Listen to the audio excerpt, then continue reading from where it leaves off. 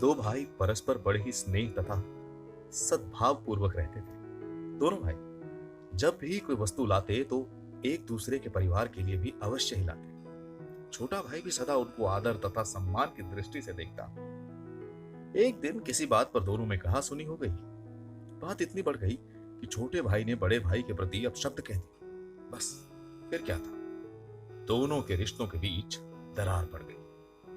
उस दिन से ही दोनों अलग अलग रहने लगे और दोनों के बीच बोलचाल भी बंद। इसी तरह कई वर्ष बीत गए। रास्ते में जब दोनों आमने सामने भी पड़ जाते तो कतराकर नजरें बचा लेते। कुछ वर्षों बाद छोटे भाई की कन्या का विवाह आया। उसने सोचा कि बड़े आखिर बड़े ही होते हैं, जाकर मना लाना चाहिए। अब ऐसी भी क्या नाराजगी। वो बड़े भाई के पास गया और पैरों में पड़कर पिछली बातों के लिए क्षमा मांगने लगा। बोला, अब चलिए और विवाह कार्य संभालिए। पर बड़ा भाई नहीं पसीजा और उसके घर जाने से साफ मना कर दिया। छोटे भाई को बहुत दुख हुआ। अब वो इसी चिंता में रहने लगा कि कैसे भाई को मनाया जाए। इधर विवाह के भी बड़े थोड़े दिन रह गए थे। बाकी सगे संबंधी भी आने लगे थे। एक संबंधी ने बताया, तुम्हारा बड़ा भाई एक संत के पास प्रतिदिन जाता है, उनका बहुत आदर भी करता है और कहना भी मानता है। छोटा भाई उन संत के पास पहुंचा और पिछली सारी बातें बताते हुए अपनी गलती के लिए क्षमा याचना की तथा गहरा पश्चाताप व्यक्त किया और उनसे प्रार्थना की कि आप किसी भी तरह मेरे बड़े भाई को मेरे यहां आने के लिए राजी कर दें। तो दूसरे दिन जब बड़ा भाई सत्संग में गया तो संत ने उनसे पूछा, क्यों, तुम्हारे छोटे भाई के यहाँ कन्या का विवाह है, तुम क्या क्या काम संभाल रहे हो?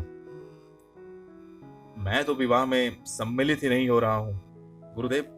कुछ वर्ष पूर्व मेरे छोटे भाई ने मुझसे ऐसे कड़वे वचन कहे थे जो आज भी मेरे हृदय में कांटे की तरह खटक रहे हैं, बड़े भाई ने कहा। संत जी ने कहा कि सत्संग के बाद मुझसे मिलकर जाना, जरूरी काम है। सत्संग समाप्त होने पर वो संत के पास पहुंचा। उन्होंने पूछा, मैंने पिछले रविवार को जो प्रवचन दिया था उसमें मैंने क्या कहा था, जरा याद करके बताओ। अब बड़ा भाई बिल्कुल मौन। काफी देर सोचने के बाद हाथ जोड़कर बोला, माफी चाहता हूं गुरुदेव, कुछ याद नहीं आ रहा है, वो कौन सा विषय था?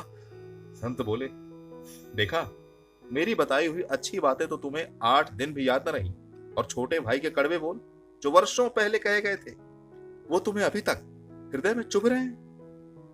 जब तुम अच्छी बातों को याद ही नहीं रख सकते तब तुम इन्हें जीवन में कैसे उतारोगे? और जब जीवन नहीं सुधारा तब सत्संग में आने का लाभ ही क्या रहा? सो कल से यहां मत आया करो, अपना समय व्यर्थ मत करो। अब बड़े भाई की आंखें खुली। उसने आत्मचिंतन किया और स्वीकार किया कि मैं वास्तव में गलत मार्ग पर हूं। उसके बाद वो अपने छोटे भाई के घर गया और उसे अपने गले से लगा लिया। दोनों भाइयों के आंखों में खुशी के आंसू थे। हमारे साथ भी ऐसा ही होता है।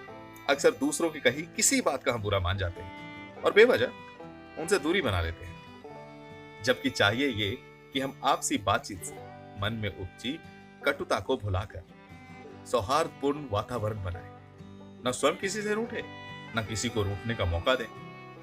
तो शुभ काम में देरी क्यों, उठिए और हो जाइए शुरू रूठों को मनाने में।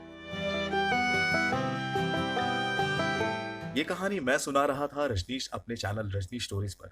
अगर आप इस तरह की और भी कहानियां सुनना चाहते हैं तो मेरे इस चैनल को सब्सक्राइब जरूर करें। धन्यवाद।